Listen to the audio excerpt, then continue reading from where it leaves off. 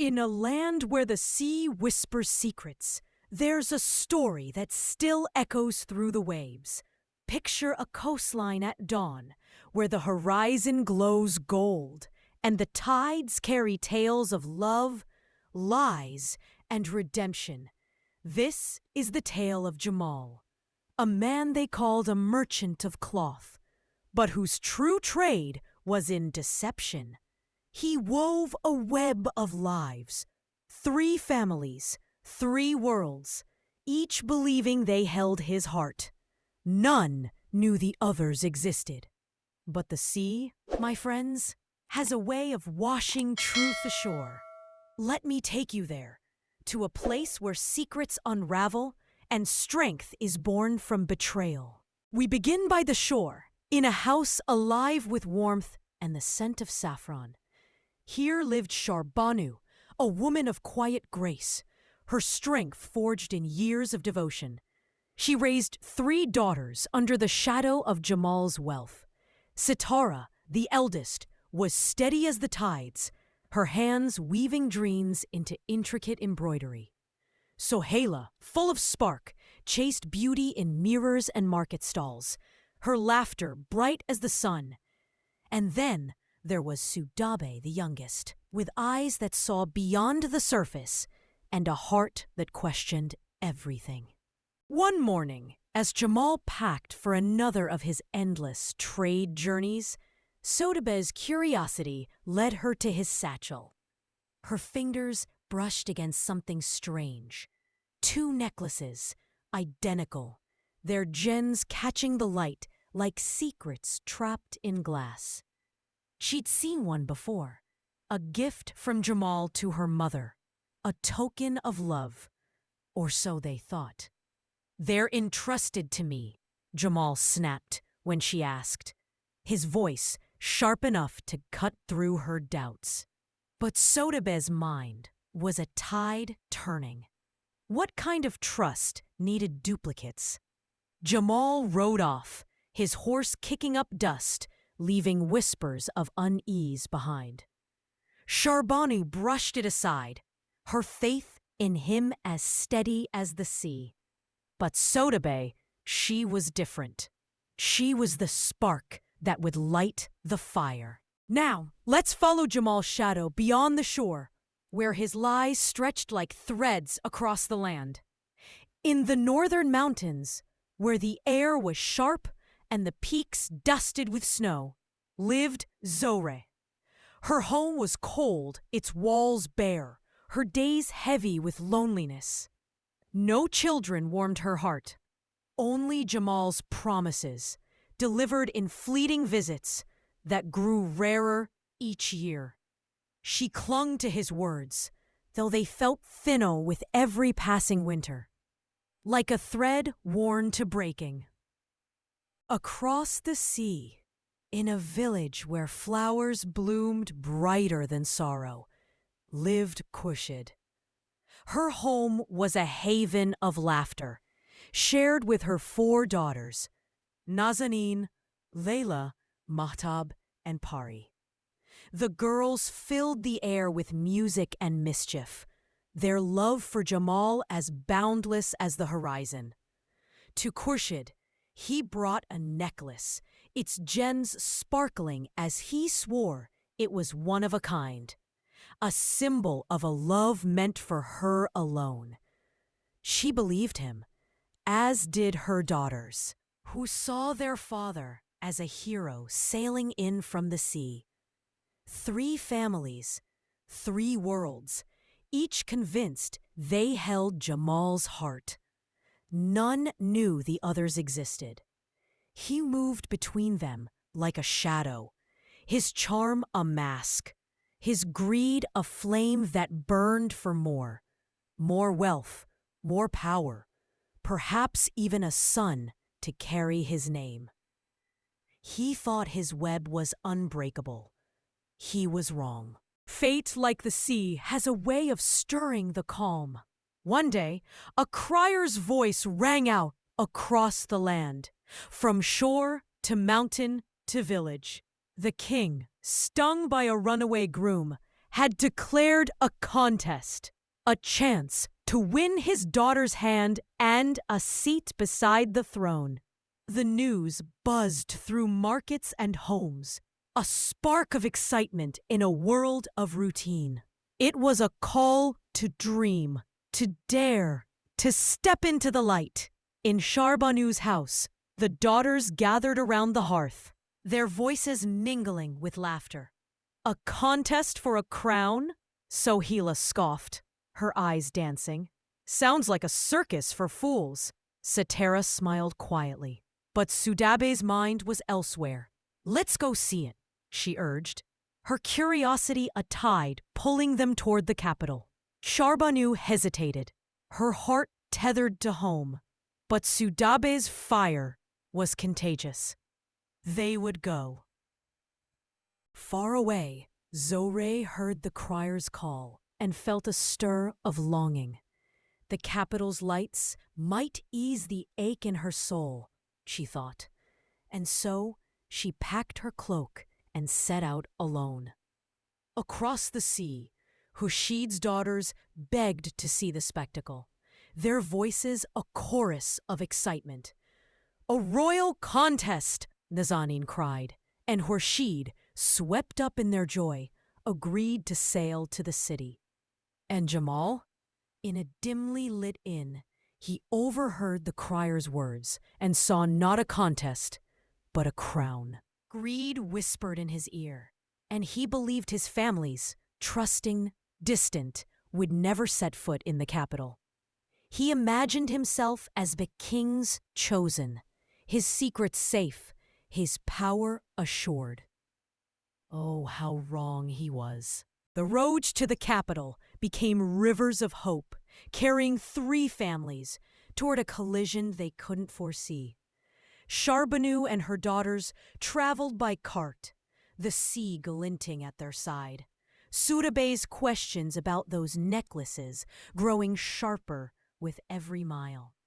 Zoré walked alone, her cloak heavy with unspoken dreams, her steps slow but determined.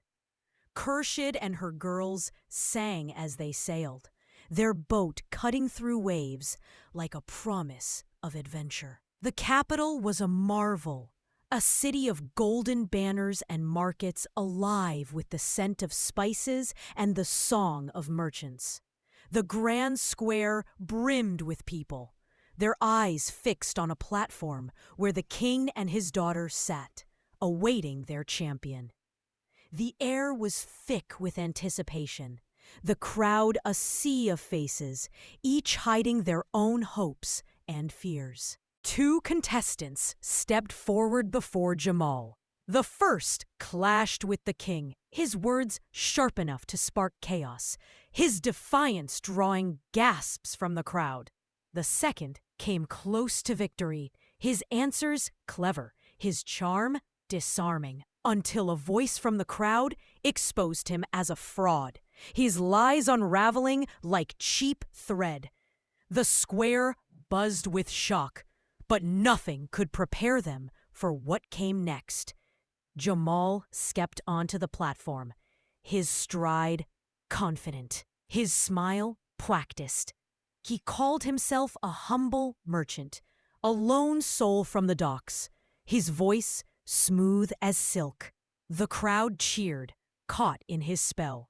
But in the shadows of that square, 3 worlds were about to shatter. Picture this moment, frozen in time. Sharbanu, standing with her daughters, saw Jamal and froze, her heart betraying her eyes. The man she loved, the father of her children, stood before the king, claiming to be alone. Zoré, at the crowd's edge, gasped and fell, her world collapsing under the weight of his lie. Khurshid, clutching her daughters, stared at the man she adored. Her necklace, his one-of-a-kind gift, suddenly heavy as stone. Saudabe, sharp as ever, noticed Khurshid's necklace, identical to her mother's. The pieces clicked in her mind, a puzzle solved in an instant. She whispered to Sharbanu, her voice trembling but certain. "He's lied to us all." And with those words, the fire spread. Sharbanu's cry cut through the square, a sound of betrayal that silenced the crowd. She stepped forward, her voice steady now, and named Jamal for what he was: a husband to 3, a father to 7, a man whose life was built on deceit. Zora, revived, joined her, her tears turning to rage as she spoke of lonely years and broken promises. Khurshid, her joy extinguished, held her daughters close and cursed the necklace that marked her as another fool. The crowd parted, and there, in the center of the square, stood Jamal, his charm crumbling, his lies laid bare. Sudabe, her eyes blazing, saw the truth in the necklaces, each one a mirror of his betrayal. The sea's secrets had spilled, and there was no turning back. The king, his face dark with fury, ordered Jamal to the palace hall, where his reckoning awaited. In the grand hall, beneath chandeliers that glittered like stars, Jamal stood before the princess and her father. The air was heavy with judgment, the crowd's whispers a tide against him. He tried to weave a new tale, his voice dripping with flattery. He spoke of love for the princess, of a life unclaimed by others, as if his families were ghosts he could wish away. But his words were threadbare, unraveling before they left his lips. Zoreh, her heart a storm, could bear no more. She seized a marble statue from a pedestal and struck Jamal, her rage a cry for every lonely night she'd endured. He staggered, blood on his brow, but her fury wasn't done. She tore the necklace from her neck and threw it at his feet, a symbol of her freedom reclaimed. Khurshid followed, her own necklace hitting the stone floor with a clatter, her voice breaking as she turned away, her daughters weeping in her arms. Sharbanu, calm as the eye of a storm, stepped forward. She didn't strike him. Instead, she held up his keys, his documents, the tools of his empire.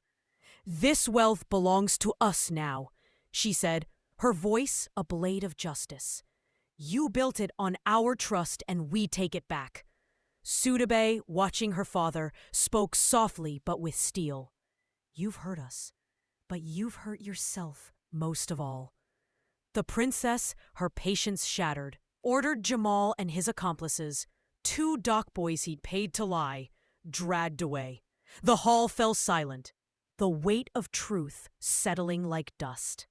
Outside, the sea roared, as if applauding the end of Jamal's empire of lies. Morning broke over the capital, the sea calm as if it too had exhaled. In the palace, the king delivered his judgment. Jamal would spend years in a cell, one for every year of his 7 daughters' lives. 49 years of shadows to atone for his greed. His wealth was strict, divided among the women he'd betrayed, and his name became a cautionary tale, whispered in markets and by the shore. The man who chased crowns found only chains. But this story isn't his. It belongs to the women he left behind, who turned pain into power. Sharbanu, Zora, and Khurshid came together, not as rivals, but as sisters. They built a home in a sunlit valley, a place where the sea's song was a distant hum. Their daughters, Setareh, Sohaila, Sudabe, Nazanin, Layla, Mahtab, and Pari, filled it with life. Cetere taught Pari to weave, her steady hands guiding the girls. Sohaila braided Layla's hair, laughing over shared dreams. Sudabay, the spark, read tales of heroes to them all, her voice a beacon for their future. They weren't just survivors. They were a family, forged in fire and bound by choice. Sharbanu found a strength she'd never known, leading with wisdom earned through scars. Zulre, once cloaked in loneliness, discovered joy in the chatter of 7 girls. Khurshid's laughter returned, brighter than ever, her warmth a hearth for them all. Together, they planted gardens, wove cloth, and built a legacy that no lie could undo. The shore still stretches along that land, its waves whispering as they always have. Jamal's story ended in shadows, a fleeting echo drowned by the sea. But the women he betrayed wrote a new tale, one that sings louder than his lies.